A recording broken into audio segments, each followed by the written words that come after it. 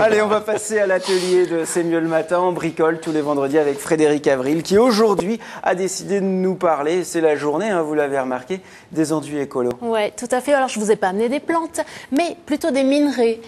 Et aussi une bouteille, parce qu'être écolo, c'est aussi recycler. C'est important aussi. Donc, je vais vous expliquer pourquoi des minerais peuvent être agissants dans la maison pour le bien-être. On y va, Christophe? Allez, on va bricoler. Allez, on passe à l'atelier. Alors, les enduits écolos. On a déjà parlé des enduits au chanvre. Ouais. Difficile d'application, pas si simple que ça. On a déjà parlé d'autres enduits, oui. À la chaux, par exemple. Bon, ça pouvait le faire. Maintenant, les enduits... Voilà.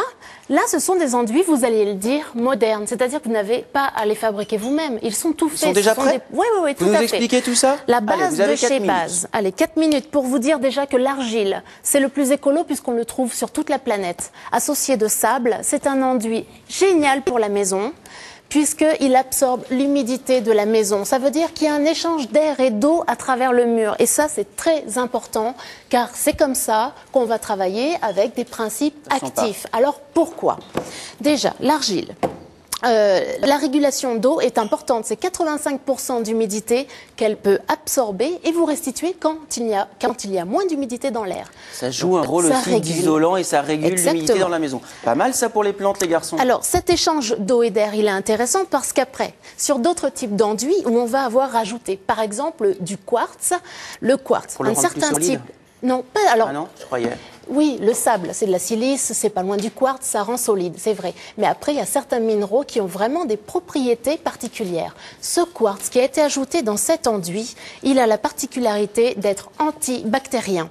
Ça, c'est super. On l'utilise aussi pour épurer les eaux du robinet. Ah oui, je veux bien. Le reste. Oui, d'accord. Bon, je vais essayer. Alors, je vous promets rien parce qu'à chaque fois que je bricole ici, c'est une catastrophe. Ensuite, qu'est-ce qu'on va pouvoir trouver? Oh, Eric, ça va. Non, il se débrouille très bien. Et on peut faire des petits effets comme ça? Oui, vous pouvez, tout à fait. Alors, et après, on peut le peindre, le cirer? Tout à fait, mais ça a une très très belle finition, donc ça ne sert à rien. Je continue. Il y a aussi la terre de diatomée. La terre de diatomée, ce sont des organismes marins fossilisés qu'on a récupérés, mis en poudre et mis dans les enduits. Ça sert à quoi? C'est un insecticide naturel, mais n'ayez pas peur. Les insectes ont juste tout simplement horreur de marcher dessus, donc ça régule.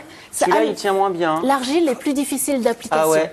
Je reconnais. C'est écolo, mais c'est pas facile d'application. Hein. Mais celui-ci, avec le quartz, la céramique, le feldspath, la tourmaline, on va y venir, est drôlement facile d'application. Il est très joli. Allez, et le dernier? Le dernier que vous appliquez, c'est un enduit écolo, c'est celui avec du verre recyclé. Vous me faites un mélange de couleurs, c'est sympa. Mais vous êtes un artiste. Déco. L'artiste. Non, ça vous va pas? Non. Si. Alors, c'est pas comme disait Jean-Claude. Venez nous montrer si vous êtes plus malin. Venez. Tiens, vas-y. Allez. Mais passe devant. Frédéric, allez-y. Dites-nous tout ce qu'il faut savoir. Alors, le dernier point, Jean-Claude en a un petit peu parlé tout à l'heure par rapport aux pollutions électriques. Il faut savoir qu'il y a de moins en moins de ions négatifs dans notre atmosphère. Le ion négatif, si on m'entend encore, le ion négatif, il permet d'avoir une atmosphère dans la maison apaisante et relaxante. Vous l'avez compris, choisissez bien vos enduits, choisissez des enduits écolos, c'est bon pour votre maison, c'est bon pour vous.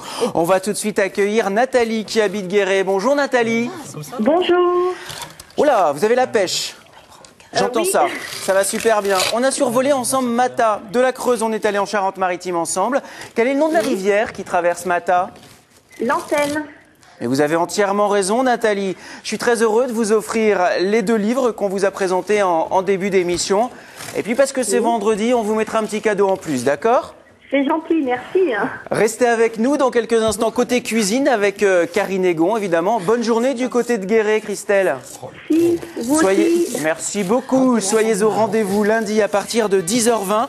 Et puis, notre gagnante pourra aller applaudir la nuit du gospel. C'est en la cathédrale de Sainte. Christelle Pitt habite la Vendée. Oui, on nous regarde aussi de Vendée. Bonjour à tous les Vendéens. La Vendée, la Charente-Maritime. Hop, un petit coup de rame et on y est. Dans quelques instants, côté cuisine, Karine Egon. Nous, on se retrouve lundi à 10h20 et en direct, bien sûr. Quand on vous dit que ça bricole, ça rigole pas. Hein. Salut à tous, bon week-end.